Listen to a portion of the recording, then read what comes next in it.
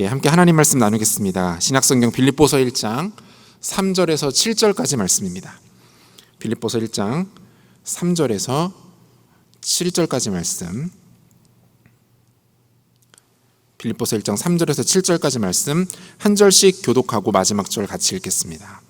제가 먼저 읽습니다. 내가 너희를 생각할 때마다 나의 하나님께 감사하며 간구할 때마다 너희 무리를 위하여 기쁨으로 항상 간구함은 너희가 첫날부터 이제까지 복음을 위한 일에 참여하고 있기 때문이라. 너희 안에 착한 일을 시작하신 이가 그리스도 예수의 날까지 이루실 줄을 우리는 확신하노라. 함께 읽겠습니다. 내가 너희 무리를 위하여 이와 같이 생각하는 것이 마땅하니 이는 너희가 내 마음에 있음이며 나의 매임과 복음을 변명함과 확정함에 너희가 다 나와 함께 은혜에 참여한 자가 됨이라. 아멘. 최근 개봉한 모가디슈라는 영화가 있습니다. 1991년에 발생한 소말리아 내전 중에 벌어진 실제 사건을 바탕으로 제작된 영화인데요. 이 영화를 보면서 인상적인 것이 하나가 있었습니다. 각국 대사관에 적용되는 외교 특권이 바로 그것이었는데요. 심지어 내전 상황임에도 불구하고 정부군 그리고 반군 모두가 타국의 대사관에 진입하는 것을 아주 조심스러워하는 모습들이 영화 속에 나타납니다. 이러한 모습은 1961년에 체결된 비엔나 협약이 국제법으로 적용되고 있기 때문에 가능한 것입니다. 이 비엔나 협약에 따르면 각국의 대사관 영토 및 관저 또는 시설 등은 현지법이 아닌 국제법에 의해서 별도 적용 및 보호를 받을 수 있습니다. 그래서인지 이 영화에서도 보면 어려움에 처한 대사관 직원과 가족들이 어떻게 해서든지 타국의 대사관에 진입하려고 하는 모습들을 확인해 볼 수 있습니다. 대사관에만 적용되는 이러한 외교적인 특권의 보호와 도움을 받으려는 것이죠. 여러분, 이러한 모습들은 무엇을 말합니까? 어떠한 효력 안에 머물고 있는가, 어떠한 힘과 세력 가운데 거하고 있는가, 이것이 중요하다라는 거예요.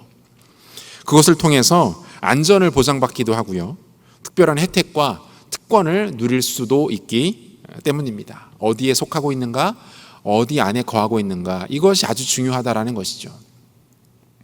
여러분, 영적으로도 마찬가지입니다. 여전히 우리는 이 땅을 딛고 살아갑니다. 철저하게 세상 한복판을 저와 여러분은 살아가고 있죠. 하지만 우리의 실제 소속, 실제 우리의 신분은 이 땅이 아닙니다. 저와 여러분은 하나님 나라의 백성들입니다.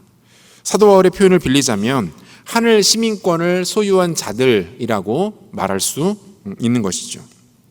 그렇다면 저와 여러분들이 소유한 이 하늘 시민권의 가장 직접적인 효력, 가장 직접적인 혜택은 무엇입니까? 여러분, 그것은 바로 복음이에요. 똑같이 이 땅을 딛고 살아가고 있다 하더라도 복음 안에 거하고 있는가, 그렇지 못한가는 전혀 다른 차원의 이야기가 됩니다. 다른 차원의 인생을 살아갈 수밖에 없게 되고요, 나아가 이것이 우리의 영원의 때조차 결정짓게 된다라는 거죠. 그러므로 우리 스스로를 잘 점검하고 돌아볼 필요가 있습니다. 나는 과연 복음 안에 거하고 있는가? 복음의 능력과 영향력이 내 안에 여전히 나타나고 있는가? 복음의 외형, 복음의 껍데기만이 아니라 복음의 생명력이 내 안에 역사하고 있는가? 하늘의 시민권을 가진 사람으로서 그 직접적인 혜택인 복음이 내 안에 역사하고 있는가? 이 실체를 점검하는 것이 매우 중요하다는 것입니다. 다들 잘 아시는 것처럼 이번 수련회의 주제는 복음 더하기입니다. 복음 더하기. 복음이 없었던 인생에게는 복음이 새롭게 더해져서 그 인생 자체가 송두리째 변화되는 일들이 일어나기를 바랍니다.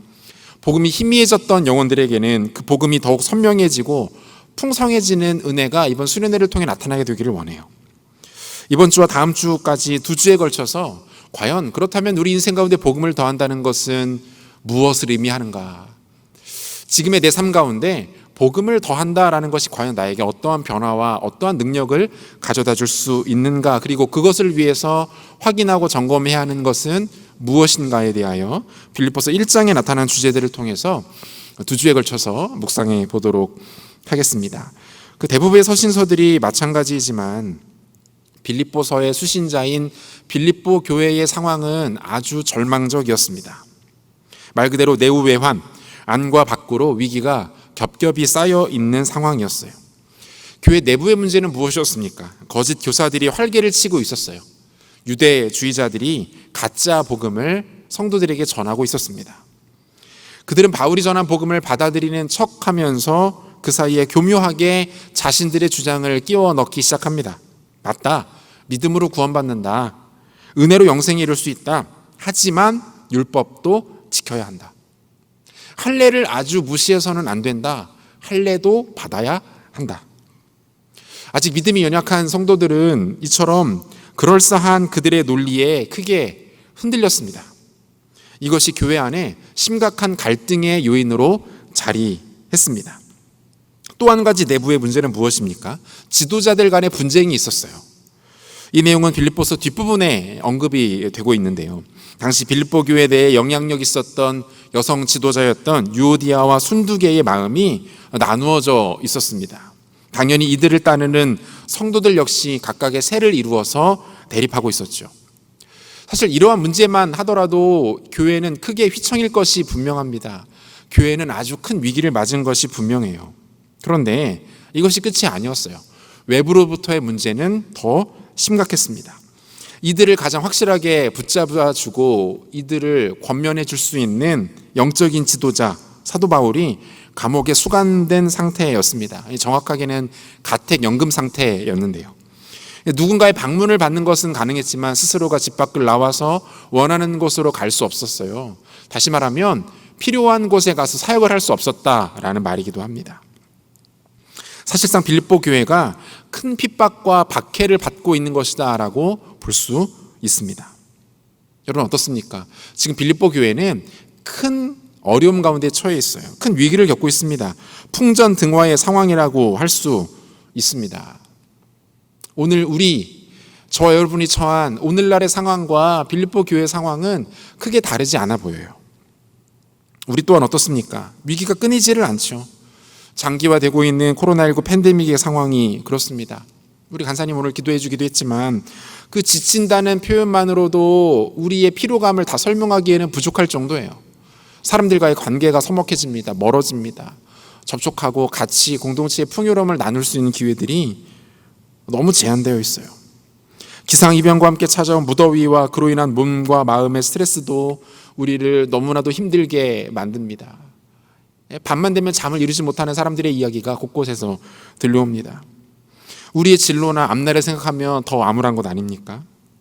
취업과 진학, 진로와 다양한 삶의 영역들에서 모든 길들이 막혀 있는 것만 같은 느낌을 받는 것이 요즘 우리의 삶이에요. 많은 청년들이 직접 또는 간접적으로 자신들의 상황을 나누면서 저에게 기도 부탁을 해옵니다. 이 이야기를 들어보면 그 가슴이 너무 먹먹해지는 거예요. 들으면서도 너무 속이 상합니다. 물론 하나님께서 길을 여시고 결국엔 최선의 것, 최고의 것을 허락하실 것을 믿어 의심치 않습니다만 지금 당장의 청년들의 마음과 상황을 떠올리면 이 목회자로서 너무 가슴이 아픈 거예요. 해줄 수 있는 것이 없는 거죠. 격려하고 위로하지만 그리고 위에서 기도하지만 실질적인 도움을 줄 수 없고 당장의 변화들이 나타나지 않는 모습들, 쉽게 길들이 열리지 않는 모습들을 보면서 목회자로서 큰 마음의 아픔이 있습니다. 여러분 뭡니까? 지금 빌립보 교회의 상황과 바울의 상태 그리고 오늘 우리의 상황이 크게 다르지 않다라는 거예요. 속수무책의 상황입니다. 자, 이런 상황에서 우리는 무엇을 가장 먼저 확인해 보아야 할까요? 가장 먼저 주목하고 집중해 보아야 할 것은 무엇일까요? 가장 먼저 바울의 반응입니다. 바울이 지금 이 상황 가운데 어떻게 반응하고 있는가? 그가 어떻게 자신의 고백을 나타내고 있는가? 이것을 먼저 살펴보는 것이 중요하겠죠. 가장 먼저 바울의 상태를 한번 살피고요. 계속해서 그가 제시하는 솔루션에 대해서도 알아보겠습니다. 바울의 반응은 사실 조금 비현실적입니다. 너무 솔직했나요? 그런데 진짜 그래요. 이게 좀 잘 이해가 되지 않아요. 보면 3절과 4절을 한번 볼까요? 내가 너희를 생각할 때마다 나의 하나님께 감사하며 간구할 때마다 너희 무리를 위하여 기쁨으로 항상 간구함은 이렇게 되어 있어요. 여러분, 바울의 반응은 무엇입니까? 감사와 기쁨. 그죠? 바울이 가장 먼저 이 상황 가운데 보이고 있는 반응은 감사와 기쁨이래요. 바울은 빌립보 교회가 처한 상황을 듣고 그들의 어려움을 알아가면서 어떤 마음이 들었다고 말합니까? 하나님께 진심으로 감사할 수 있었고 그로 인해 자신 가운데 기쁨이 넘쳤다, 이렇게 고백하고 있는 거예요. 여러분, 어떻게 이런 반응이 가능합니까? 그 내후 외환의 위기를 겪고 있는 빌립보 교회를 보면서 어떻게 이런 반응을 볼 수 있는 것이죠? 같은 목회자로서 잘 이해가 되지 않는 것이 사실입니다. 역시 이분은 나하고는 수준이 다른 분이구나 라는 것들을 다시 한번 묵상하면서 확인할 수 있었어요. 전혀 상식적이지 않아요. 현실과 거리가 멀어 보입니다. 어떻게 이런 반응이 그에게서 가능했습니까? 여러분, 복음 때문이었어요. 복음. 사도 바울은 지금 무언가를 본 것입니다. 그것이 뭡니까?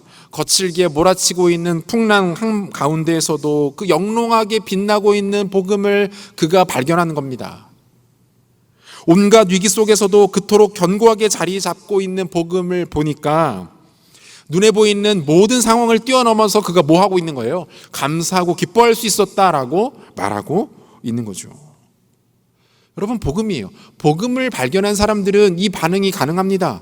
복음의 능력과 복음의 영광이 무엇인지를 알고 있는 사람들은 비록 풍랑이 이는 바다 한복판 같은 상황 속에서도 뭡니까? 감사하며 기뻐하는 사도 바울의 반응이 그에게 현실로 나타날 수 있게 된다라는 거예요. 사랑하는 여러분, 혹시 복음으로 인한 절대적인 평안과 기쁨을 누려보신 적 있습니까? 내 상황은 여전히 엉망진창이에요. 내 삶에 바뀐 것 하나 없습니다. 여전히 상황은 점점 더 안 좋아지는 것 같아 보여요. 그런데 뭡니까? 복음을 제대로 만나고 나서 보니까 내 인생 가운데 영롱하게 빛나고 있는 복음을 발견하고 나니까 어때요?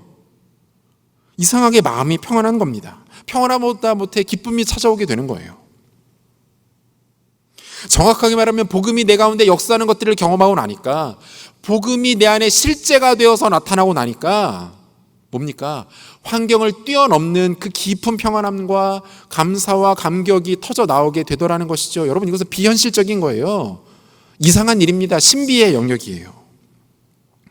사랑하는 여러분, 저는 여러분들이 이 땅에서 하나님의 백성으로 살아가면서 이와 같은 복음의 실제적인 능력을 반드시 경험할 수 있게 되기를 축복합니다. 이러한 복음의 능력도 맛보지 못한 채 살아간다면 어떻습니까? 너무 불쌍한 것 아닙니까? 심지어 청년의 때에 영광스러운 복음을 갖고 이 땅을 살아가지만 위기의 때에 우리의 상황을 능히 바꿀 수 있는 복음, 나의 고백과 나의 중심을 완전히 새로운 것으로 바꿀 수 있는 복음의 능력을 만끽하지 못한 채 살아간다면 여러분, 이것은 너무 비참한 인생이에요. 너무 답답한 인생이라는 거예요. 굳이 비유를 하자면 마치 요즘처럼 더운 때에 그 차에 설치되어 있는 에어컨을 사용할 줄 몰라서 창문을 열어놓고 부채질을 하면서 운전을 하는 것과 같은 어리석음이라는 겁니다. 여러분, 바울을 비롯한 수많은 믿음의 선배들과 또 우리와 같은 시대를 살아가는 우리 믿음의 동역자들이 이 복음의 능력을 맛보며 살았습니다. 그리고 지금도 살고 있어요. 이 복음 역사를 통해서 새해의 힘을 얻고 어려움 속에서도 우리 주님께서 맡기신 사명을 향하여 묵묵히 감당하며 한 걸음 한 걸음 나아가고 있다라는 것이죠. 여러분, 우리도 이 복음의 능력 맛보아야죠. 복음이 우리 가운데 가져주는 실제적인 능력 경험할 수 있어야 하는 것 아닙니까? 특별히 바울이 어떻게 말하고 있습니까? 본문 5절에서 7절까지를 보니까요, 이렇게 되어 있어요. 너희가 첫날부터 이제까지 복음을 위한 일에 참여하고 있기 때문이라. 너희 안에서 착한 일을 시작하시니가 그리스도 예수의 날까지 이르실 줄을 우리는 확신하노라. 내가 너희 무리를 위하여 이와 같이 생각하는 것이 마땅하니 이는 너희가 내 마음에 있음이며 나의 매임과 복음을 변명함과 확정함에 너희가 다 나와 함께 은혜에 참여한 자가 됨이라. 이렇게 말합니다. 오늘 본문의 큰 틀을 좀 잡고 구체적인 내용을 살피는 것이 좋을 것 같은데요. 그럼 중요한 단어들이 좀 발견돼요. 먼저 5절과 7절에 참여라는 단어가 보이는데, 참여, 이 원어를 보니까 이 참여라는 단어가 코이노니아라는 단어로 되어 있어요. 헬라어 코이노니아 무슨 뜻입니까? 교제, 그죠? 교제하다, 뭐 이런 뜻이에요. 복음을 위한 일에 참여한다, 은혜에 참여한다. 이게 무슨 뜻입니까? 복음과 함께 교제한다, 은혜 가운데 교제한다라고 해석할 수 있다는 거죠. 6절에는 착한 일을 시작하신이라는 표현이 나와요. 의미만 놓고 보면 착한 일이 뭐다? 시작되다, 뭐 이런 뜻이에요. 전체적인 내용을 종합해 보면 지금 바울이 이야기하고자 하는 바가 무엇입니까? 빌립보 교회 성도들을 향해서, 극심한 고난과 위기 가운데 있는 빌립보 교회 성도들을 향해서 바울이 지금 뭐라고 이야기하고 있는 거예요? 너희가 복음 가운데 소속되어 있다, 너희가 복음 안에 머물러 있다라고 말하고 있는 거죠. 여러분, 바울은 지금 자신을 비롯한 빌립보 교회 성도들의 상태를 어떻게 인식하고 있는 거예요? 여전히 너희가 암울하고 어려운 상황 가운데 놓여 있다, 내후 외환의 위기 한복판에 있다, 앞이 보이지가 않는다, 답을 찾고 있는데 쉽게 답이 발견되지 않는다. 하지만 기억해라, 너희는 지금 복음 안에 있다. 하지만 기억해라, 분명히 너희가 기억해야 될 것이 있다. 너희가 지금 복음 안에 있다. 여러분, 이거예요. 여러분, 이것이 지금 그 막막한 상황 가운데 놓여 있는 빌립보 교회 성도들을 향한 바울의 권면이고요, 또 동일하게 오늘 저와 여러분들을 향한 바울의 외침입니다. 상황은 여전히 막막하다, 캄캄하다, 절망적이다. 그런데 기억하라, 너희는 여전히 복음 안에 있다. 하나님의 복음이 우리를 붙들고 있다는 거예요. 여러분, 그렇다면 우리가 복음 안에 있다라는 것이 구체적으로 의미하는 바가 무엇입니까? 저와 여러분들이 상황과 환경에 관계없이 복음 안에 있다라는 것이 의미하는 것 뭘까요? 두 가지로 한번 정리하겠습니다. 복음 안에 있음이 의미하는 것, 첫 번째, 복음의 능동성을 누리게 되었다라는 거예요. 복음의 능동성. 5절 다시 한번 보겠습니다. 5절 말씀, 너희가 첫날부터 이제까지 복음을 위한 일에 참여하고 있기 때문이라 라고 되어 있어요. 여러분, 바울이 지금 빌립보 교회 성도들에게 뭐라고 말합니까? 너희가 첫날부터 지금까지 복음을 위한 일에 참여하고 있다라고 말해요. 여러분, 여기서 첫날이라는 것은 언제를 뜻할까요? 이 내용을 알기 위해서는 우리가 사도행전의 내용을 좀 같이 살펴볼 필요가 있는데요, 빌립보 교회의 가장 큰 특징이 뭔지 아십니까? 여러분, 빌립보 교회의 가장 큰 특징은 이 빌립보 교회가 소아시아가 아닌 유럽 대륙에 처음으로 세워진 교회라는 아주 중요한 특징을 갖고 있습니다. 이와 관련된 특별한 에피소드가 있었는데요, 사도행전 16장을 보면 성령께서 바울이 아시아 지역에서 복음을 전하는 것을 막으세요. 야, 여기 아니야, 너 여기서 사역하지 마, 막으셔요. 그리고 어떤 일이 일어나죠? 밤중에 환상 하나가 바울에게 보이는데, 마게도냐 지역에 복식을 한 사람이 나타나서 뭐라고 말합니까? 우리에게 와서 우리를 도우라. 무슨 얘기예요? 우리에게 와서 좀 복음을 전해주라는 거예요. 뭐 굳이 예를 들자면, 나는 일본에 가서 선교를 하고 싶은데 이상하게 길이 열리지 않습니다. 막 티켓팅도 안 되고요, 현지와 연결도 되지 않아요. 갑자기 일본에 막 난리가 생겨요. 그러다가 갑자기 꿈에 중국 사람이 하나 나타나서 우리한테 좀 와줘라, 우리에게 와서 복음을 전해줘라, 뭐 이렇게 말한 거예요. 바울은 이것을 하나님의 인도하심으로 해석했습니다. 모든 계획을 바꾸었어요. 소아시아가 아닌 마게도냐, 오늘날의 그리스 지역으로 넘어갑니다.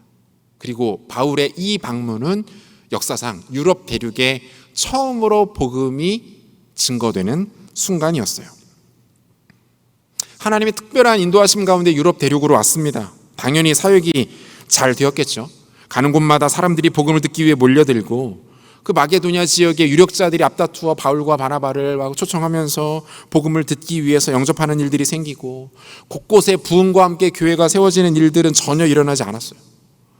그런 일들은 일어나지 않았습니다. 뭐 시간 없어서 다 소개 못하는데요, 궁금하신 분들은 예배 끝나고 사도행전 16장을 꼭 찾아서 한번 읽어보세요. 어떤 일이 있었는가?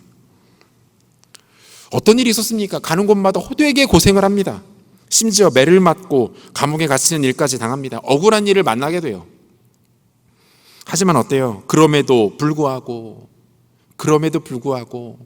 그들이 가는 곳곳마다 놀라운 복음의 역사들이 일어나기 시작해요. 한 명, 두 명, 한 가정 전체가 복음을 듣고 예수께로 돌아오는 일들이 일어납니다. 그리고 그렇게 마게도냐 지역의 수도라고 할 수 있는 이 빌립보라는 성읍에 처음으로 교회가 세워지게 되는 것이죠. 따라서 지금 바울이 말하는 첫날부터라는 말은요, 빌립보 교회가 세워지게 된 이 시점부터 지금까지를 뜻하는 거예요. 자, 그렇다면 빌립보 교회가 세워지는 그 첫 순간부터 바울이 빌립보서를 기록하는 지금 이 순간까지 그들은 바울과 함께 어떤 일들을 하게 됩니까? 그들은 바울과 함께 고난을 당합니다. 복음을 위해 애쓰고 수고합니다. 고난 속에서도 굴하지 않고 복음을 전합니다. 영적인 어려움과 실질적인 위기 가운데 놓여있는 사람들을 찾아가서 그들을 위로하기 시작합니다. 그들을 복음으로 일으켰고 모든 선행과 섬김으로 소망과 기쁨 가운데 거하기를 힘썼습니다. 그리고 지금 감옥에 갇혀있는 바울에게도 정성이 가득 담긴 헌금과 위로, 중보 기도를 통해서 힘을 다해 바울을 섬기고 있는 거예요. 아름다운 선행을 계속해서 이 교회가 이어가고 있었다라는 거죠. 여러분, 무엇을 말합니까? 무엇을 말해요? 복음의 능동성은 성령의 열매와 선한 영향력으로 나타나게 되어 있다라는 거예요. 복음의 능동성은요, 영혼들을 일으키고 공동체를 세우고 이 모든 것을 풍성하게 하는 과정을 통해서 드러나게 되어 있다라는 것입니다. 복음의 능동성이란 단지 내가 복음을 듣고 구원을 얻는 것에서 멈추는 것이 아니라 복음을 알고 있는 사람들이 그 복음의 능력과 영광을 주변의 영혼들에게, 공동체의, 지역에 미치는 모습으로 나타나게 된다라는 거예요. 세계적인 신학자 톰 라이트는 교회와 그리스도인의 역할에 대해서 이렇게 정의하고 있습니다. 예수를 따르는 일의 핵심은 단순히 사후에 더 좋은 곳으로 가는 것이 아닙니다. 물론 죽음 이후의 미래는 엄청나게 중요합니다. 그러나 그리스도인의 소망은 오히려 현재의 삶에서 역할을 합니다. 우리는 지금 여기에서 하나님의 새 창조 세계, 바로잡힌 세상의 도구들이 되라는 부름을 받았습니다. 예수를 따르는 이들은 단순히 그 창조 세계의 수혜자들이 아니라 그 세계의 일꾼들이 되어야 합니다. 제 글을 읽다가 이 부분에 멈춰서 한동안 묵상을 했어요. 예수를 따르는 이들은 단순히 그 창조 세계의 수혜자들이 아니라 그 세계의 무엇이? 일꾼들이 되어야 합니다. 여러분, 이게 무슨 말입니까? 복음이 절대로 우리에게 수동적인 것이 아니라는 거예요. 복음은 철저하게 능동적인 그 어떤 힘이고 영향력이라는 말입니다. 영향력, 그죠? 감출 수 없는 것, 아무리 숨기고 숨겨봐야 드러날 수밖에 없는 것, 이게 복음이라는 거예요. 따라서 복음이 증거된 한 개인과 공동체, 나아가 지역에는요, 반드시 변화들이 일어납니다. 반드시 변화가 생깁니다. 선한 사역들이 나타납니다. 위대한 영향력들이 나타납니다. 그리고 이들은 복음을 정확하게 알고 이해한 하나님의 사람들을 통해서 나타나게 된다라는 거예요. 여러분, 복음은요, 감출 수 있는 것이 아니에요. 숨길 수 있는 것이 아닙니다. 아무리 숨기고 감춰봐야 그것이 드러날 수 있게 돼 있어요. 바울이 뭐라고 말합니까? 향기라고 표현하잖아요. 향기. 그죠? 사랑하는 여러분, 우리가 복음 안에 머물고 있는 것이 분명하다면 우리 안에는요, 억누를 수 없는 복음의 능동성이 나타나게 되어 있습니다. 예수의 복음 때문에 선한 일을 향한 열망들이 우리 안에 생겨나게 됩니다. 내가 받아들이게 된 그 놀라운 하나님의 사랑 때문에 우리 주변에 선한 영향력을 행사하고 싶어집니다. 예수님은 이러한 모습이야말로 예수의 제자들에게 나타나는 아주 독특한 특징이라고 말씀하신 바가 있어요. 마태복음 5장 16절, 이같이 너희 빛이 사람 앞에 비치게 하여 그들로 너희 착한 행실을 보고 하늘에 계신 너희 아버지께 영광을 돌리게 하라. 바울은 이 예수님의 메시지에 조금 더 구체적으로 적용을 해서 이렇게 말해요. 로마서 12장 17절과 18절인데요.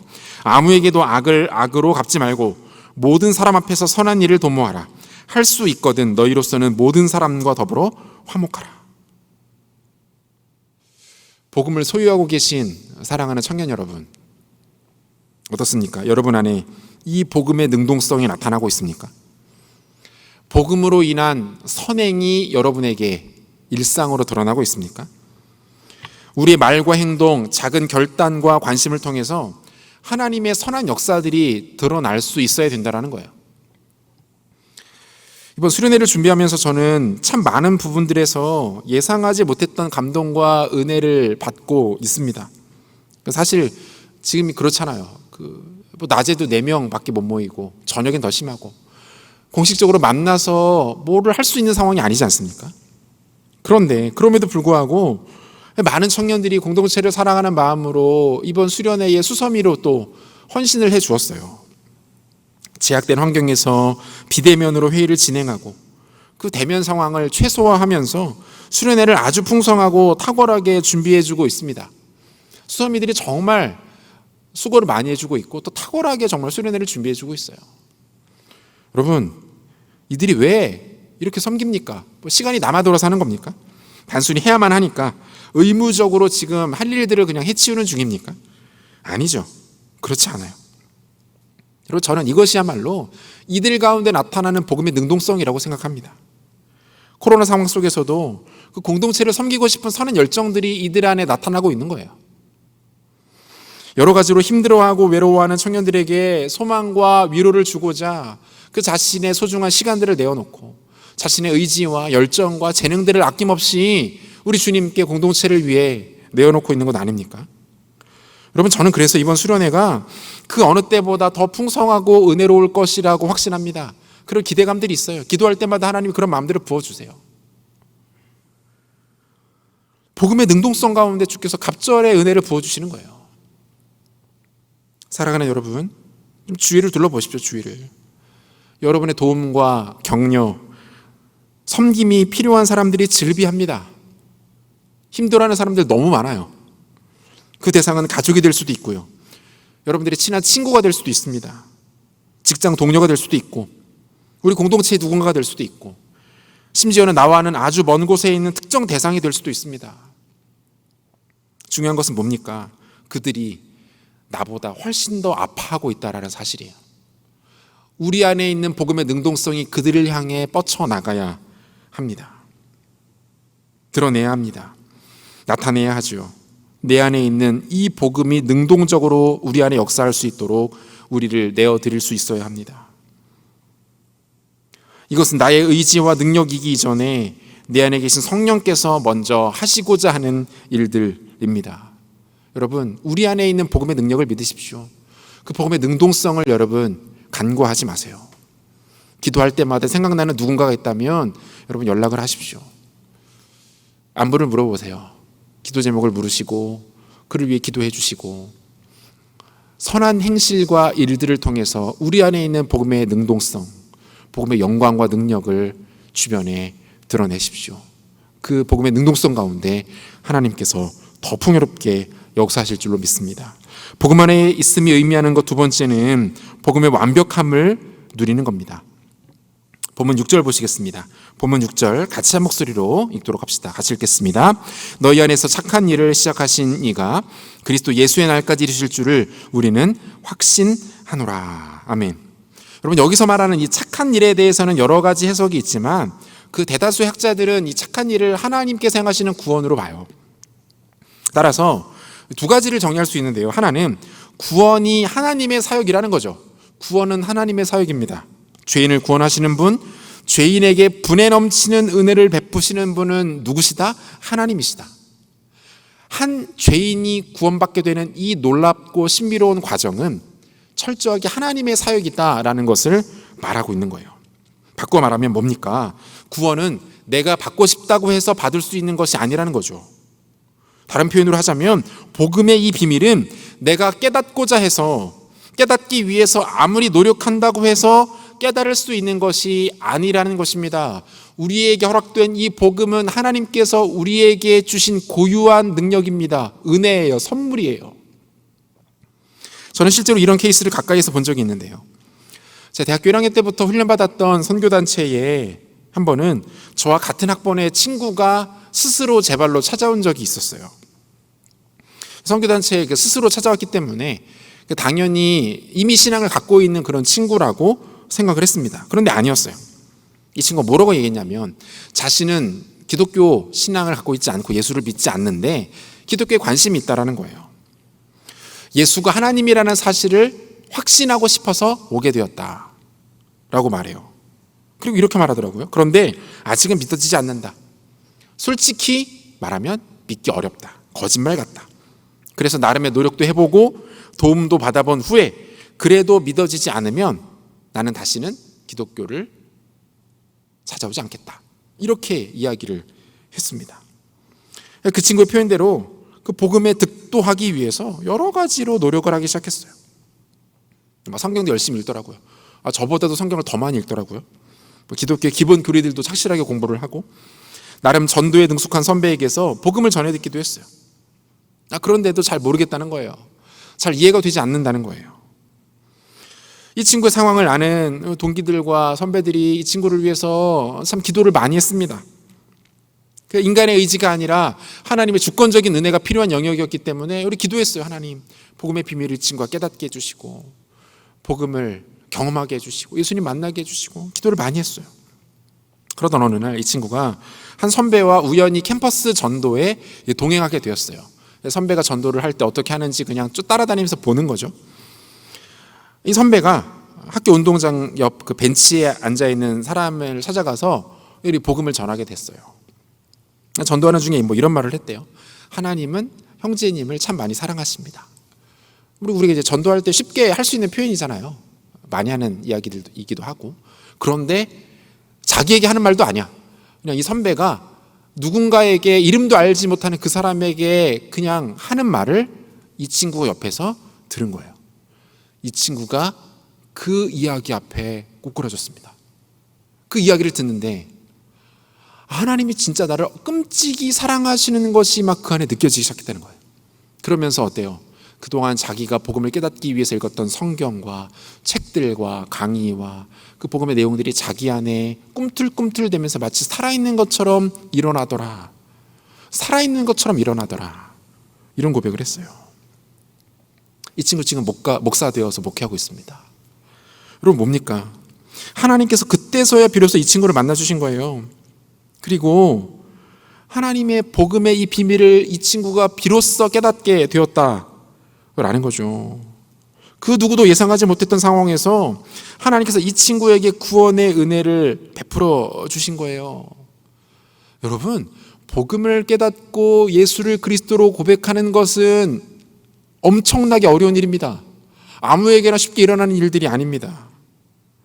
왜 그렇습니까? 내 힘으로 할 수 있는 것이 아니라니까요. 내 의지와 각오만 갖고 되는 일이 아니라니까요. 베드로가 예수님께 대해 위대한 신앙 고백을 합니다. 베드로의 고백을 들으신 예수님께서 마음에 크게 흡족하셨어요. 그리고 베드로에게 놀라운 비밀 하나를 말씀해 주시죠. 그것이 뭡니까? 마태복음 16장 16절과 17절. 시몬 베드로가 대답하여 이르되 주는 그리스도시요 살아계신 하나님의 아들이시니이다. 예수께서 대답하여 이르시되 바요나 시몬아 내가 복이 있도다. 이를 내게 알게 하니는 혈육이 아니요 하늘에 계신 내 아버지시니라. 이렇게 말씀하세요. 여러분 이게 뭡니까? 지금 뭐라고 말씀하시는 거예요? 시몬아 너 아주 큰 복을 받은 거야. 너 귀하다. 너 복 받은 거다. 그런데 이 비밀을 너에게 알려준 이는 사람이 아니야. 하나님이 너에게 알려주신 내용이야. 여러분 이 말입니다. 사도 바울이 이 이야기를 조금 더 업그레이드해서 이렇게 표현해요. 갈라디아서 4장 6절 너희가 아들이므로 하나님이 그 아들의 영을 우리 마음 가운데 보내사 아빠 아버지라 부르게 하셨느니라. 뭡니까? 하나님께서 그 아들의 영, 즉 성령을 어떻게 해요? 우리 마음 가운데 보내셨기 때문에 뭐가 가능하다는 거예요? 우리가 하나님을 아버지라고 부를 수 있게 되었다는 거예요. 성령께서 우리 마음 가운데 먼저 찾아오시지 않고서는 그 누구도 하나님을 아버지라고 부를 수 없다는 거예요.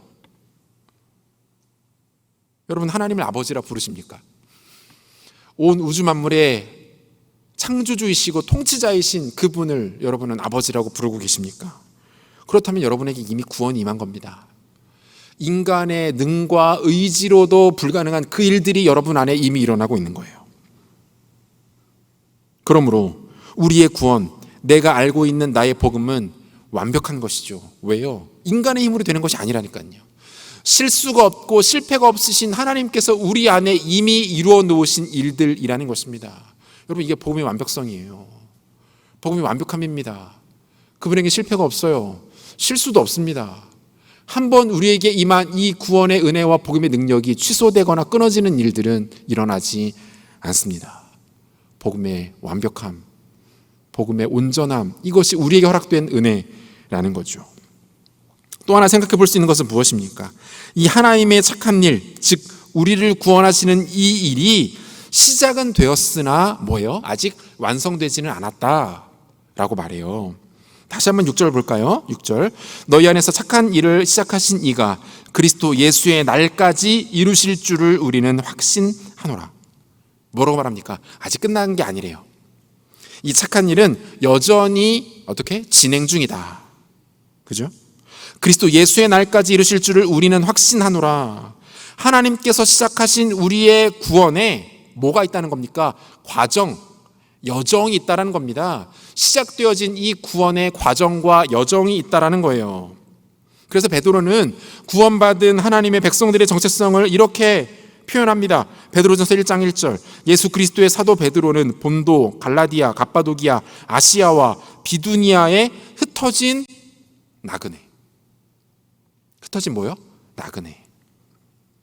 어딘가로 향하고 있는 여행자.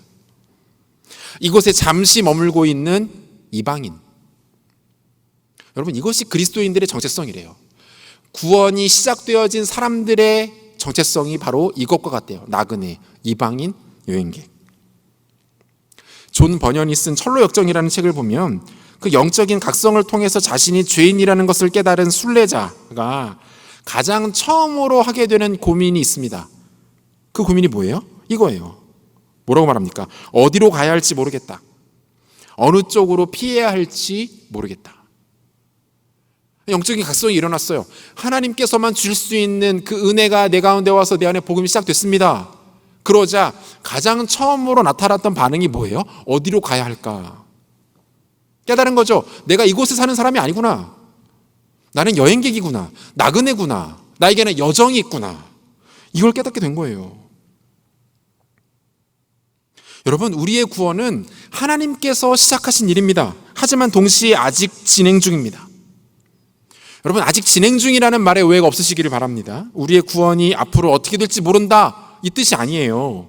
앞으로 너 하는 거 봐서, 지금 진행 중이니까 끝난 거 아니다, 긴장해라, 조심해라, 하는 거 봐서 결정할 거야. 여러분, 이 말이 아니에요. 분명히 말씀하고 있잖아요. 우리 안에 착한 일을 시작하신 이가 어떻게 하신다고요? 그리스도 예수의 날까지 이루신다. 우리 안에 착한 일을 시작하신 이는 있지만 나머지는 니네가 알아서 해라, 이렇게 말하지 않아요. 시작하신 그분이 이루신다. 그분이 완성한다. 그런데 뭐다? 여정이 있다. 과정이 있다. 그리고 지금 우리의 삶이 바로 이 구원이 완성되어가는 여정과 과정이라는 것입니다. 여러분, 여정과 과정이 있다는 것은 무엇을 말합니까? 흔들림이 있다는 거예요. 긴장감이 남아있다는 거예요. 갈등이 있을 수 있다는 거예요. 가다가 실패를 반복할 수 있다는 거예요. 실수가 존재한다는 겁니다. 그런데 여러분, 이러한 우리의 상황 가운데 또 하나의 희소식, 그게 뭡니까? 이 나그네 길에 우리가 혼자가 아니라는 거죠. 함께 하시는 분이 계시다. 바로 성령님이십니다. 예수님께서 십자가를 앞두신 상황에서 제자들과 마지막 식사를 하세요. 사실상 이 자리가 예수님의 마지막 말씀, 즉 유언을 남기는 자리였는데요. 여러 가지 말씀하세요. 핵심은 이거예요. 너희에게 성령이 오신다.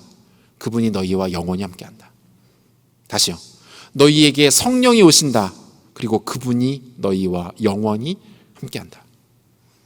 여러분, 제자들을 남겨두고 세상을 떠나실 채비를 하신 예수님께서 마지막으로 그들에게 주시고자 했던 메시지는 이거였습니다. 너희에게 성령이 오신다. 그분은 너희와 영원히 함께한다. 요한복음 14장 16절인데요. 내가 아버지께 구하겠으니 그가 또 다른 보혜사를 너희에게 주사 영원토록 너희와 함께 있게 하리니. 26절. 보혜사 곧 아버지께서 내 이름으로 보내실 성령, 그가 너희에게 모든 것을 가르치고 내가 너희에게 말한 모든 것을 생각나게 하리라. 여러분, 보혜사라는 말은요, 성령 하나님의 공식 명칭이라고 할 수 있는데요, 이 성령께서 하시는 일이 뭡니까? 그 백성과 함께 하시는 것, 그러면서 동시에 그 백성들을 도우시죠. 어떻게 도우세요? 백성들을 보호하시고 은혜를 주시며 가르치십니다. 보혜사, 보호하시고 은혜를 주시며 가르치시는 스승, 이런 뜻이에요. 이 성령께서 구원의 여정 가운데 있는 모든 하나님의 백성들과 함께 하십니다. 아니, 그 백성 안에 직접 거하십니다. 안에 들어가셔서 다시는 나오지 않으십니다. 다시는 그 가운데 떠나지 않으십니다. 여러분, 이것이 여행자들에게 일어나는 일들. 그분이 하나님이신 성령께서 우리와 함께 하시고 우리의 안에 깊숙한 곳에 함께 하시면서 우리를 보호하시고 우리의 은혜를 주시고 우리를 가르치신다 라는 거예요. 여러분, 이 성령의 내주하심이라고 말하는데요, 이 성령의 내주하심을 경험한 자들에게는 어떤 일들이 일어나게 됩니까? 그 사람은요, 예수님을 사랑하게 돼요. 예수님께로 가까이 가고 싶어집니다. 예수님과 동행하기를 원합니다. 그리고 예수님 닮아가게 돼요. 예수님처럼 생각하고 예수님처럼 말하고 예수님처럼 행동하게 됩니다. 그렇게 우리는 이 믿음의 구원의 여정을 완성해 나가게 되는 거죠. 여러분, 기억하십시오. 구원은 내가 완성하는 것 아닙니다. 하나님께서 완성하시는 거예요. 그러므로 우리에게 필요한 것 어떤 액션 아닙니다. 믿음이에요. 미션을 수행하고 어떤 업적을 이루는 것 아닙니다. 이 복음의 주권자이신 하나님을 신뢰하는 것만이 우리에게 필요합니다. 사랑하는 여러분, 이런 복음을 온전히 이해하기란 쉬운 일이 아닙니다. 우리가 살아가는 이 시대의 거대한 흐름 자체가 사실 이 복음과 걸맞지 않아요. 자본주의와 종교는 대가 지불을 요구합니다. 그리고 그것을 미덕으로 여겨요. 물건을 사기 위해서는 돈을 지불해야 하고 어떤 위치에 올라가기 위해서는 그에 필요한 걸맞는 노력을 해야 합니다. 특정한 종교적 수준에 이르려면 그에 걸맞는 종교 행위가 반드시 있어야 합니다. 그런데 복음은 달라요. 이 모든 것이 어떻게 해요? 은혜로 주어집니다. 오직 예수께로부터 그분이 이루신 십자가와 부활, 보내신 성령을 통해서만 가능합니다. 그래서 여전히 우리는 헷갈립니다. 잘 이해가 되지 않아요. 그래서 뭐가 필요합니까? 그래서 우리에게 복음이 더해질 필요가 있는 거예요. 복음 앞에 서는 것이 필요한 거예요. 다시 그리스도 십자가 앞에 서서 그 복음이 무엇인지, 나에게 복음은 어떤 영역과 위치 가운데 놓여 있는지, 내 복음의 현주소는 어디인지 여러분 점검하고 확인하는 것이 그래서 필요합니다. 여러분, 복음이 정답이기 때문에 그래요. 복음이 생명입니다. 복음이 능력이에요. 복음에는 실패가 없고요. 복음에는 좌절이 없습니다. 이 복음이 이미 우리 안에 들어와 있고 이 복음을 다시 한번 점검하고 새롭게 하는 것이 우리에게 가장 절실하게 필요한 모습이라는 것입니다. 말씀 마무리하겠습니다. 여러분, 다시 복음 들어야 돼요. 또 다시 복음을 묵상해야 합니다. 우리가 살아가는 이 세상의 기본 가치들이 복음을 지우기 위해서 안간힘을 쓰고 있기 때문에 우리는 더 복음 앞에 나가서 이 복음의 풍요로움을 거듭 확인할 필요가 있다라는 거예요. 얼마 전에 아내와 카페를 간 적이 있었는데 한쪽 벽에 그 프로젝트로 영화를 틀어주더라고요. 무심코 봤는데 영화가 한 20년 전 개봉했던 영화예요. 편지라는 영화인데, 이 편지 알면 좀 오래된 건데 이 편지라는 영화 이렇게 틀어주고 있더라고요. 그래서 제가 아내하고 연애하던 시절에 봤던 영화여가지고 이게 너무 새로운 거예요. 감동이 되고. 그래서 앉아서 영화를 봤습니다. 영화 봤어요. 저도 모르게 그때의 추억에 잠겨서 영화를 너무 기분 좋게 감상했어요. 잠깐이지만 너무 행복했어요. 근데 여러분, 그 공간에 사람이 굉장히 많았거든요. 그런데 그 영화를 보면서 그 영화가 주는 감동과 재미와 그 추억을 누리고 만끽하는 사람은 저밖에 없었어요. 이 시대 복음도 비슷한 것 같아요. 복음은 어제나 오늘이나 내일이나 동일합니다. 그것은 생명이고 능력이며 힘입니다. 소망이고 영광이에요. 하지만 그 능력은 그 복음을 기억하고 그 복음에 주목하고 그 복음에 집중하는 자들에게 풍성하게 부어집니다. 마치 혼돈 속의 영화의 감동처럼 누군가에게는 아무것도 아닌 것처럼 여겨지겠지만 그 가치를 알고 있고 그것을 신뢰하며 그것을 자신의 유일한 소망으로 삼는 자들에게 복음은 놀라운 은혜와 축복으로 부어지게 된다라는 사실입니다. 여러분, 기억하십시오. 우리가 살아가는 이 시대는 복음을 지우기 위해서 안달이 시대입니다. 끌려가지 마십시오. 헷갈리지 마세요. 다시 한번 복음을 붙들고 내 인생 가운데 복음이 더해질 것들을 사모하십시오. 그 은혜를 구하고 복음이 우뚝 서서 복음의 이 풍요로움을 마음껏 누리시는 우리 모두가 되시기를 우리 주 예수 그리스도 이름으로 축원합니다. 우리 다 같이 자리에서 일어나겠습니다. 우리 말씀 기억하면서 신실하신 주님, 우리에게 복음의 능력과 은혜를 주신 주님의 신실하심을 함께 찬양합시다.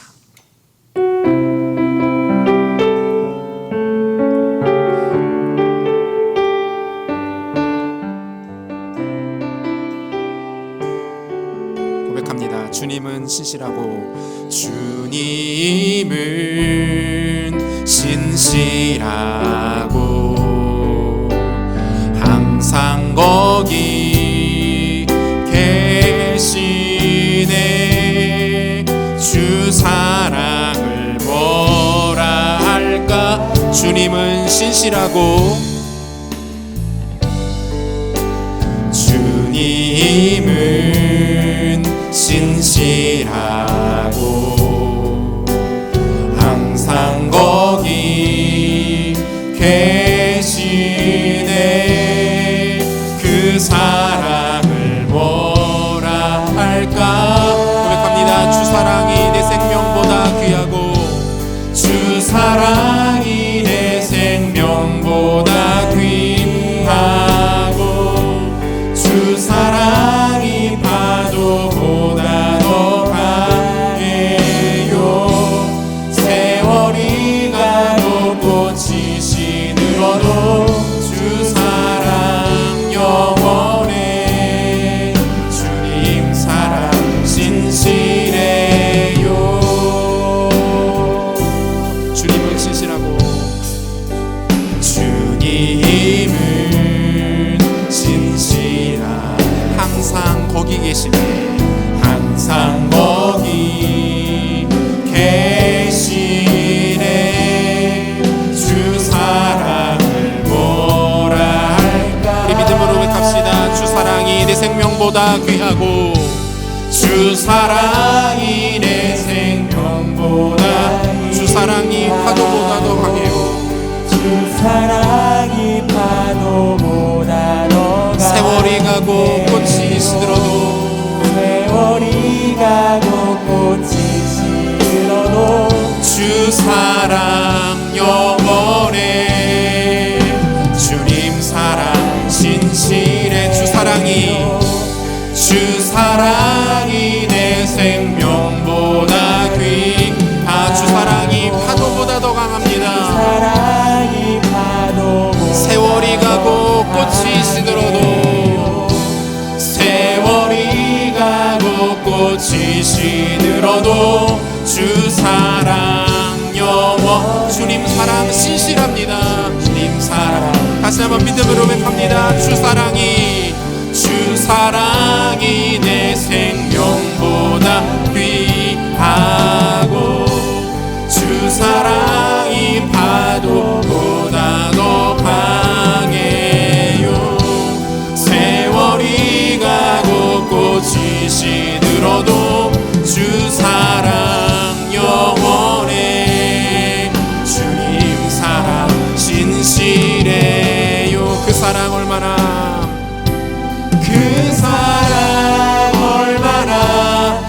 아름다운지. 그 사랑 얼마나 날 부욕해 하는지. 그 사랑 얼마나 크고 놀라운지를. 그 사랑 얼마나 나를 반겨. 다시 한번 믿음으로 고백하며 나갑니다. 그 사랑 얼마나 아름다운지. 그 사랑 얼마나 우리를 향하신 그 놀라운 하나님의 사랑을 고백합시다. 얼마나 날 분욕해 하는지. 그 사랑 얼마나 크고 놀라운지를. 그 사랑 얼마나 나를 다시 한번 우리의 마음 모아 우리를 향하신 놀라운 하나님의 사랑을 고백합니다. 그 사랑 얼마나 아름다운지. 그 사랑 얼마나 날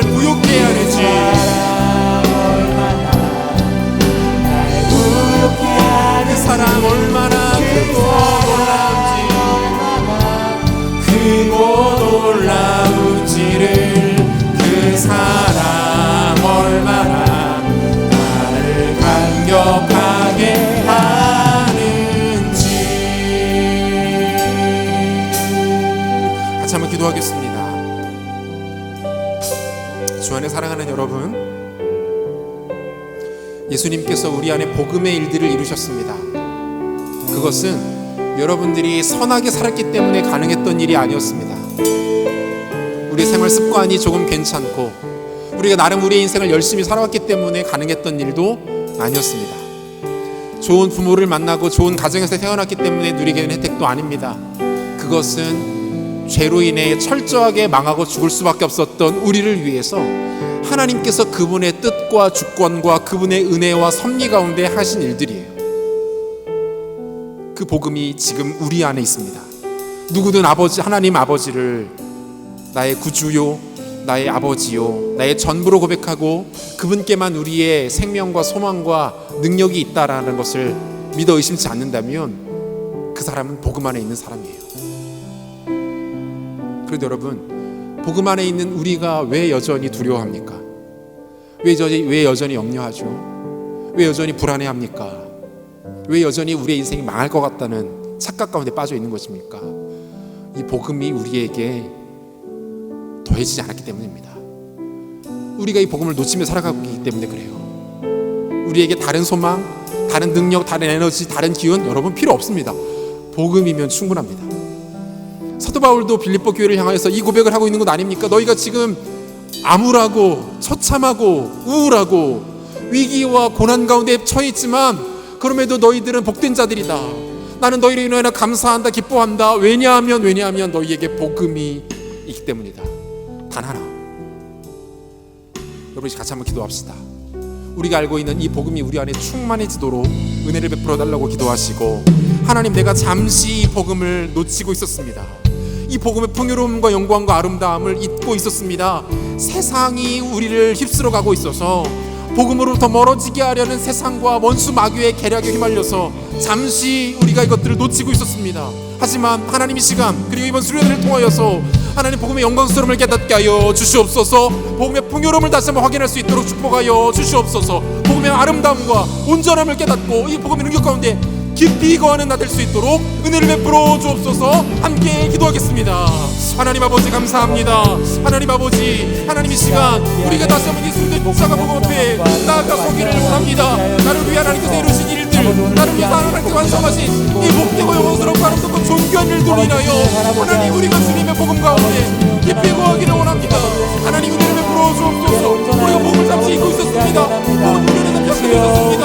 그로 인하여 우리가 두려워하며 열망하며 하나님 두려워 떨며 우리가 하나님 앞에 멀어져 세상과 죄와 원수를 감당하고 있었던 것을 주님께 감사합니다. 아버지, 오늘 우리 안에 복음의 일상을 주님께서 아버지 이걸 통해서 선을 완성시켜 주시기 바랍니다. 하나님 주님 잡아 주옵소서. 하나님 아버지 이거를 잡아 주옵소서. 아버지 우리의 복음을 아름다워 주시고 아버지여 영광을 느끼고 새가 아버지 우리의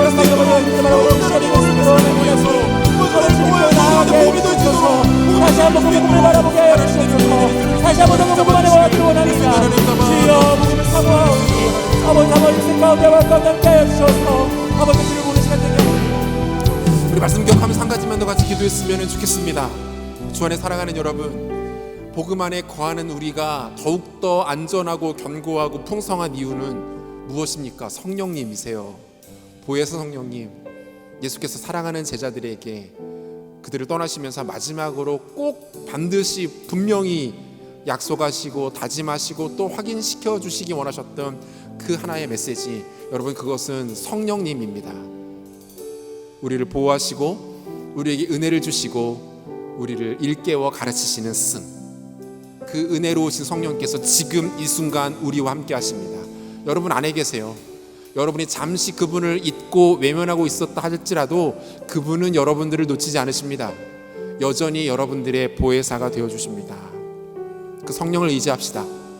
그 성령을 다시 한번 우리의 삶의 중심으로 초청하며 모셔드리십시다. 그 성령께서 나를 온전히 주장하시고 나를 다스리셔서 복음의 능동성들이 우리 삶 가운데 나타날 수 있도록, 복음의 영향력이 우리 삶에 나타날 수 있도록 하나님 은혜를 베풀어 주시옵소서. 성령의 충만함과 성령의 기름 부으심과 성령의 다스리심 가운데 우리가 거할 수 있도록 하나님 역사하여 주옵소서. 함께 기도하겠습니다. 하나님 아버지 감사합니다. 하나님께서 우리에게 하나님 보혜사 성령님 보내주셔서 우리를 보호하시고 우리에게 은혜를 주시고 우리를 다스리시며 우리를 가르치시며 우리를 지키시는 이 놀라운 하나님의 은혜를 우리가 경험한 마법 보여줄 수 있도록 은혜를 베풀어 주시니 감사합니다. 하나님 아버지, 우리가 허락하신 이 성령을 의지합니다. 성령을 붙듭니다. 성령을 다시 한번 삶의 중심으로 하나님 중심으로 하나님 우리 보좌로 하나님 보좌들이 우리 강원 하나님 역사하셔서 사정하셔서 통치하시고 다스리시고 우리가 늘 하나님을 불러주시고 하나님의 역사를 나타낼 수 있도록 은혜를 베풀어 주시니 성령을 기도합니다. 하나님의 주말을 맑아먹게 하여 주옵소서. 우리가 은혜를 드릴 수 있도록 도와주옵소서. 풍성을 해낼 수 있도록 하나님 잡아주옵소서. 설계를 수 있도록 하나님 잡아주옵소서. 아버지의 은혜를 보게 하시고 아버지 복음의 약속을 받아주시고 하나님의 주말을 잡아주시고 은혜를 수 있도록 하나님 잡아주옵소서. 아버지의 우리 시간 마지막으로 한 가지만 더 같이 기도했으면 좋겠습니다. 특별히 이 시간 한 가지 여러분께 기도를 부탁드립니다. 여러분 수련회를 위해서 기도해 주십시오. 2021년 여름 연합수련회는 그 어느 해보다 특별한 수련회가 될 줄 확신합니다. 하나님께서 우리 가운데 이미 이 기적과 같은 일들을 행하셨고 이미 복음의 능동성으로 충만해진 하나님의 사람들이 이 일들을 기도하며 준비하고 있습니다. 내일부터 시작되어지는 수련회를 위한 기도에 여러분 동참해 주십시오. 기도하는 만큼 아니 기도하는 것 그 이상으로 하나님 일하실 것이고 기도하는 자들이 그 복음의 풍성함을 받아 누리게 될 것입니다. 내일부터 시작되어지는 수련회 기도회 가운데 금요일부터 시작되어지는 수련회 모든 6일간 일정 가운데 성령 하나님 기름 부어주시고 친히 주인 되어주시고 좌정하시고 역사하시고 하늘의 놀라운 영광과 능력으로 부어주옵소서. 그리하여 어려움과 고통과 절망 가운데 처해있는 사랑하는 남소련을 위해 청년 공동체가 힘있게 비상하며 날아오르는 놀라운 역사 나타날 수 있도록 은혜를 베풀어 주시옵소서. 수련회를 위해서 기도합시다. 기도하겠습니다. 하나님 아버지 감사합니다. 아버지 하나님 2021년 여러분 수련회를 우리가 은혜를 베풀어 주시니 감사합니다. 아버지 우리가 은혜 베푸시니 감사합니다. 하나님 이 아름다운 귀한 일들을 우리 안에 이미 일어나시고 시작하시며 우리 가운데 하나님의 주시니 감사합니다. 하나님 내일 저녁부터 우리가 하나님의 기도하기 바랍니다. 새로운 날이 시작하는 것으로 기도하며 하나님 하나님의 기도하기를 원합니다. 아버지가 여러분 예배를 받아주셔서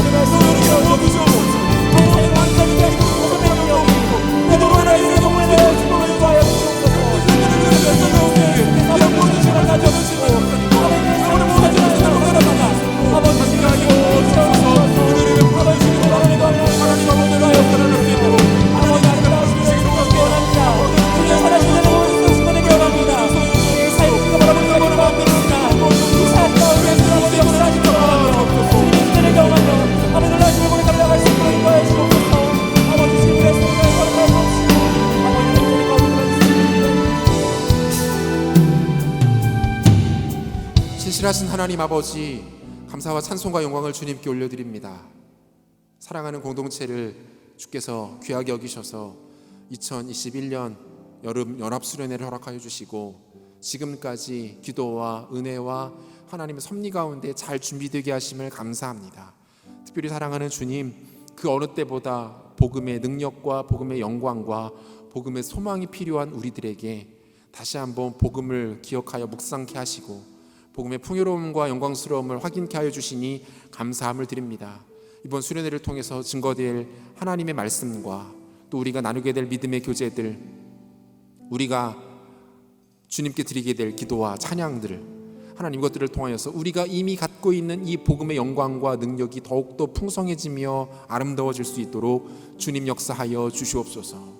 사랑하는 주님, 세상은 복음을 훼손하기 위해 우리에게 맹렬히 덤벼듭니다.